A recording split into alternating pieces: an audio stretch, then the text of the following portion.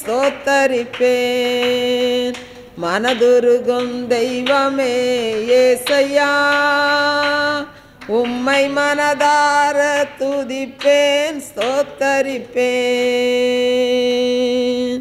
சாபமான முள்முடிய தலைமேல சுமந்து கொண்டு சிலுவையில வெற்றி சிறந்தீர். சாபமான முள்முடிய தலைமேல சுமந்து கொண்டு ஐயா சிலுவையில வெற்றி சிறந்தீர். ஐயா சிலுவையில வெற்றி சிறந்தீர். நீர் நல்லவர் சர்வ வல்லவர், நீர் நல்லவர் சர்வ வல்லவர். உம் இரக்கத்திற்கு முடிவே இல்லை, உம் அன்பிற்கு அளவே இல்லை. உம் இரக்கத்திற்கு முடிவே இல்லை, உம் அன்பிற்கு அளவே இல்லை.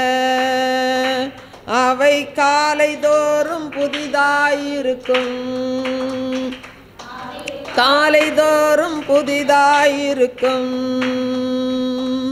மனதுருகும் தெய்வமே ஏசையா, உம்மை மனதார துதிப்பேன் ஸ்தோத்தரிப்பேன். மனதுருகும் தெய்வமே ஏசையா, உம்மை மனதார துதிப்பேன் ஸ்தோத்தரிப்பேன். எங்களது மீறுதலால் காயப்பட்டீர், நொறுக்கப்பட்டீர், தழும்புகளால் சுகமானோ. எங்களது மீறுதலால் காயப்பட்டீர், நொறுக்கப்பட்டீர், தழும்புகளால் சுகமானோ. உந்தன் தழும்புகளால் சுகமானோ, உந்தன் தழும்புகளால் சுகமானோ. நீர் நல்லவர் சர்வ வல்லவர், நீர் நல்லவர் சர்வ வல்லவர். உம் இரக்கத்திற்கு முடிவே இல்லை, உம் அன்பிற்கு அளவே இல்லை. உம் இரக்கத்திற்கு முடிவே இல்லை, உம் அன்பிற்கு அளவே இல்லை. அவை காலை தோறும் புதிதாயிருக்கும், காலை தோறும் புதிதாயிருக்கும். மனதுருகும் தெய்வமே ஏசையா, உம்மை மனதார துதிப்பேன் ஸ்தோத்தரிப்பேன். மனதுருகும் தெய்வமே ஏசையா, உம்மை மனதார துதிப்பேன் ஸ்தோத்தரிப்பேன். தேடி வந்த மனிதர்களின் தேவைகளை அறிந்தவராய் தினம் தினம் அற்புதம் செய்தீர். தேடி வந்த மனிதர்களின் தேவைகளை அறிந்தவராய் தினம் தினம் அற்புதம் செய்தீர். ஐயா தினம் தினம் அற்புதம் செய்தீர். ஐயா தினம் தினம் அற்புதம் செய்தீர். நீர் நல்லவர் சர்வ வல்லவர், நீர் நல்லவர் சர்வ வல்லவர். உம் இரக்கத்திற்கு முடிவே இல்லை, உம் அன்பிற்கு அளவே இல்லை. உங்க இரக்கத்திற்கு முடிவே இல்லை, உம் அன்பிற்கு முடிவே இல்லை. அவை காலை தோறும் புதிதாயிருக்கும், காலை தோறும் புதிதாயிருக்கும். மனதுருகும் தெய்வமே ஏசையா, உம்மை மனதார துதிப்பேன் ஸ்தோத்தரிப்பேன். மனதுருகும் தெய்வமே ஏசையா, உம்மை மனதார துதிப்பேன் ஸ்தோத்தரிப்பேன். அல்லேலூயா, அல்லேலூயா, அல்லேலூயா.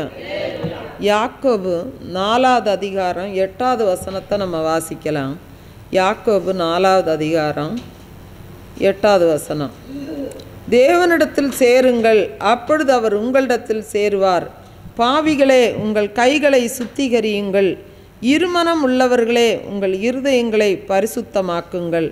அன்பானவர்களே, நம்முடைய உள்ளத்தின் ஆழத்தில் எப்பொழுதும் நாம் தேவனை கிட்டி சேர வேண்டும் என்றும் நாம் தேவனோடு நெருங்கி வாழ வேண்டும் என்ற ஒரு ஏக்கம் நம்முடைய உள்ளத்தின் ஆழத்திலேயே இருக்க வேண்டும்.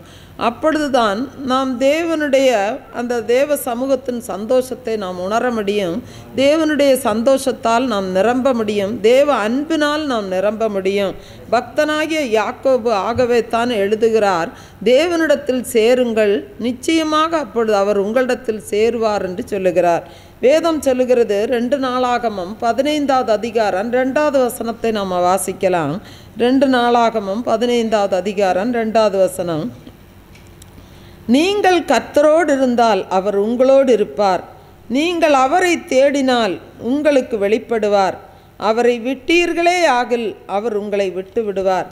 அன்பானவர்களே, இதை குறித்து தான் ஆண்டவராகி இயேசு அழகான ஒரு உவமையை சொல்லியிருக்கிறார். பாருங்க, கெட்ட குமாரன் தன் தகப்பனிடத்தில் வருவதற்கு அவன் தீர்மானித்த பொழுது அந்த கெட்ட குமாரனை பார்க்கலும் அவனுடைய தகப்பன் அதிக வேகமாக அந்த கெட்ட குமாரனை பார்த்து எதிர்கொண்டு ஓடி வந்தார் என்று சொல்லி நாம் பார்க்கிறோம். வேதம் சொல்லுகிறது, லூக்கா 15:20 நாம் வாசிக்கலாம். அந்த இளைய குமாரன் எழுந்து புறப்பட்டு தன் தகப்பனிடத்தில் வந்தான். அவன் தூரத்தில் வரும்போதே அவனுடைய தகப்பன் அவனை கண்டு மனதுருகி ஓடி அவன் கழுத்தை கட்டி கொண்டு அவனை முத்தம் செய்தான். அன்பானவர்களே, நம்முடைய தேவன் அவர் பாவிகளை நேசிக்கிற தேவன்.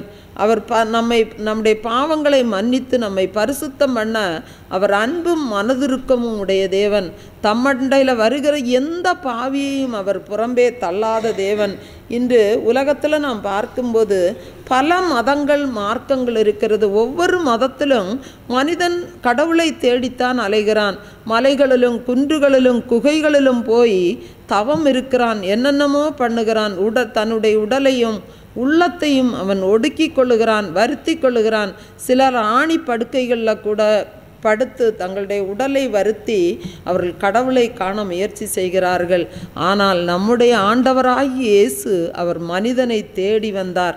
வெளிப்படுத்தல் 3வது அதிகாரம் 20வது வசனம் சொல்லுகிறது, இதோ வாசற்படியில் நின்று தட்டுகிறேன், ஒருவன் என் சத்தத்தை கேட்டு கதவை திறந்தால் அவனிடத்தில் நான் பிரவேசித்து அவனோடு போஜனம் பண்ணுவேன், அவனும் என்னோடு போஜனம் பண்ணுவான். அன்பானவர்களே, இயேசு நம்முடைய உள்ளத்தின் வாசலை அவர் தட்டிக்கொண்டே இருக்கிறார். லூக்கா 15வது அதிகாரம் 7வது வசனம் சொல்லுகிறது, மனம் திரும்புகிற ஒரே பாவி நிமித்தம் பரலோகத்தில் மிகுந்த சந்தோஷம் உண்டாயிருக்கும் என்று உங்களுக்கு சொல்லுகிறேன். பாருங்க, ஆபிரகாம் லிங்கன் அமெரிக்காவின் 19வது ஜனாதிபதியாக அவர் பதவியேற்ற பொழுது நீக்ரோ என்று சொல்லப்படுகிற கருப்பின ஆப்பிரிக்கர்களை அந்த காலத்தில் சந்தையில் அடிமைகளாக விற்கப்படுவார்கள். அந்த விற்கும் அந்த முறையை அந்த ஆபிரகாம் லிங்கன் அவர் ஒழித்து போட்டார். ஒரு முறை ஒரு மெலிந்த உருவமுடைய டாக்கி என்று சொல்லக்கூடிய ஒரு பெண் அந்த சந்தையில் அவள் ஏலமிடப்படுகிறாள். அப்பொழுது அவளை ஏலத்தில் எடுக்க ஒருவருமே முன்வரவில்லை. அவள் எல்லாருடைய முகத்தையும் மாறி மாறி பார்க்கிறாள். அப்பொழுது ஒரு முதியவர் அவளை ஏலத்தில் வாங்கி அவளை வீட்டுக்கு கூட்டிக் கொண்டு சென்றார். அவளை அடிமையாக கொண்டு செல்லவில்லை, தன்னுடைய சொந்த மகளைப் போல் அவர் வீட்டுக்கு அழைத்து சென்றார்.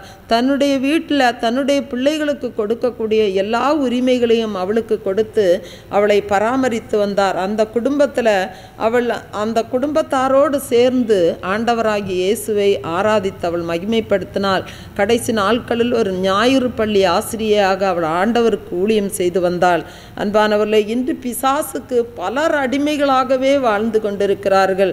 கதரேனருடைய நாட்டில் ஒரு மனிதன் பிசாசுகளால் பிடிக்கப்பட்டு அவன் கல்லறைகளில் இரவும் பகலும் கல்லறைகளில் வாழ்ந்து அவன் கூவிக்கொண்டும் கத்திக்கொண்டும் தன்னையும் காயப்படுத்தி மற்றவர்களையும் அவன் காயப்படுத்துகிறவனாக காணப்பட்டான். அன்பானவர்களே, அவனை சங்கிலிகளால் கட்டுவதற்கு கூட ஒருவராரும் முடியவில்லை. ஏனென்றால் அவனுக்குள்ள ஆயிரக்கணக்கான அசுத்த ஆவிகள்.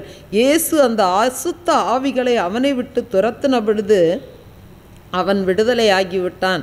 அன்பானவர்களே, அதுவரை அவன் பிசாசின் சித்தம் மட்டுமே செய்வதற்கு அவன் அடிமைப்படுத்தப்பட்டிருந்தான். இன்றைக்கு அநேகர் குடி, போதை, வேண்டாத பாக்கு, அது பிசாசின் கிரியைகள், ஏசித்தன இச்சைகள் போன்ற பல பழக்க வழக்கங்களில் அவர்கள் சிக்கி தவிக்கிறார்கள். அதிலிருந்து அவர்கள் விடுதலை பெற முடியாமல் தவிக்கிறார்கள்.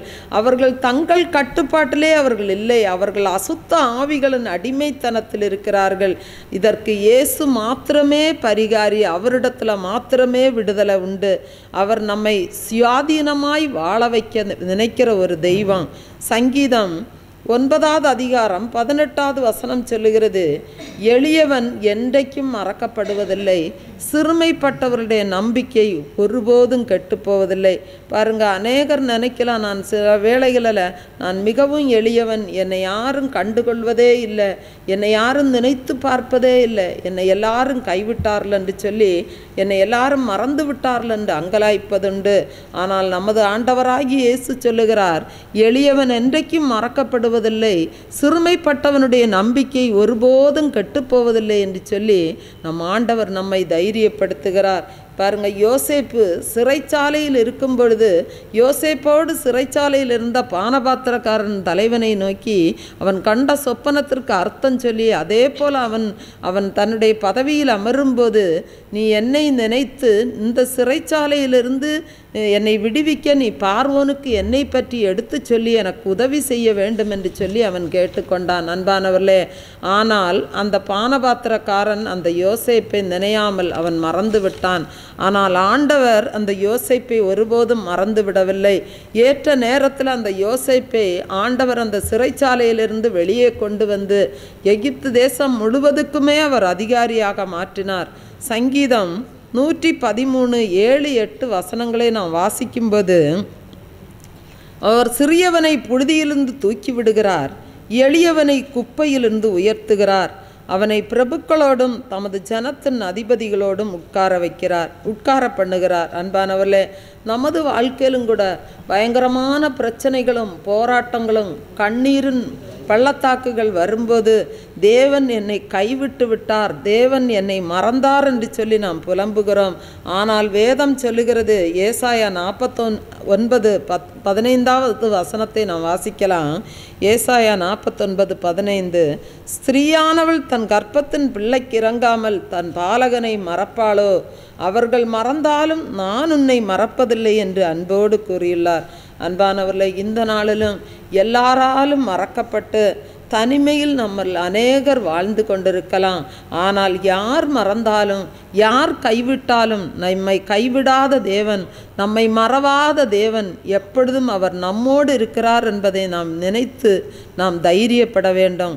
உபாகமம் 1வது அதிகாரம் 31வது வசனம் சொல்லுகிறது, ஒரு மனிதன் தன் பிள்ளையை சுமந்து கொண்டு போவது போல நீங்கள் இவ்விடத்திற்கு வருகிற வரைக்கும் நடந்து வந்த வழிகள் எல்லாவற்றிலும் உங்கள் தேவனாகிய கர்த்தர் உங்களை சுமந்து கொண்டு வந்ததை கண்டீர்களே என்று சொல்லுகிறார். அன்பானவர்களே, ஒரு மனிதன் ஒரு முறை ஒரு கனவு காண்கிறான்.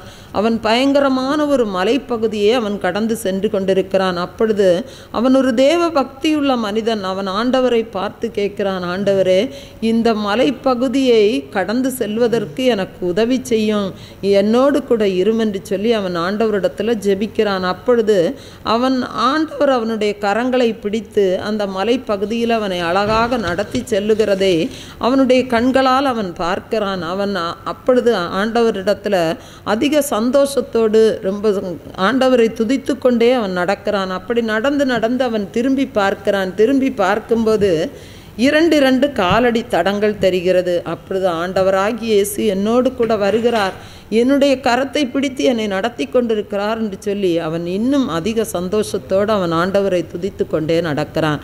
சிறிது தூரம் போகும்போது பயங்கரமான ஒரு பள்ளத்தாக்கு வருகிறது, சகதியான இடம் வருகிறது. அந்த சகதியான இடத்துல அந்த ஆபத்தான வழியை நான் எப்படி கடக்கப் போகிறேன்னு சொல்லி அவன் பயங்கரமாக அவன் குழப்பம் அடைகிறான், அவன் கலக்கம் அடைகிறான். கொஞ்ச நேரத்தில் அந்த சகதி நிறைந்த இடத்தை அவன் எந்த கஷ்டமும் இல்லாமல் அவன் கடந்து விட்டான். அப்பொழுது ஆண்டவரே, எப்படியோ இந்த இடத்தை கடந்து விட்டேன் என்று சொல்லி அவன் உள்ளத்துக்குள்ள நினைத்தவனாக அவன் ஆண்டவருக்கு நன்றி செலுத்துகிறான். நன்றி செலுத்தி விட்டு அவன் திரும்பி பார்க்கிறான். அப்பொழுது ஒரே காலடி தடங்கள் தான் அங்கு தெரிகிறது. அப்பொழுது அவன் ஆண்டவராகி இயேசுவை பார்த்து அவன் கதற ஆரம்பிக்கிறான். ஆண்டவரே, நான் நடந்து வரக்கூடிய அந்த இடத்துல என்னுடைய கரங்களை பிடித்து நீர் என்னை நடத்தி வந்தீர். ஆனால் இந்த சகதிகள் நடந்த இந்த இடத்துல நான் கடந்து செல்லவே முடியாது. அப்படிப்பட்ட இடத்துல நீர் என்னை கைவிட்டு விட்டீரே என்று சொல்லி அவன் அந்த இடத்துல கலங்கி தவிக்கிறான். அவன் பயங்கரமாக கர்த்தரை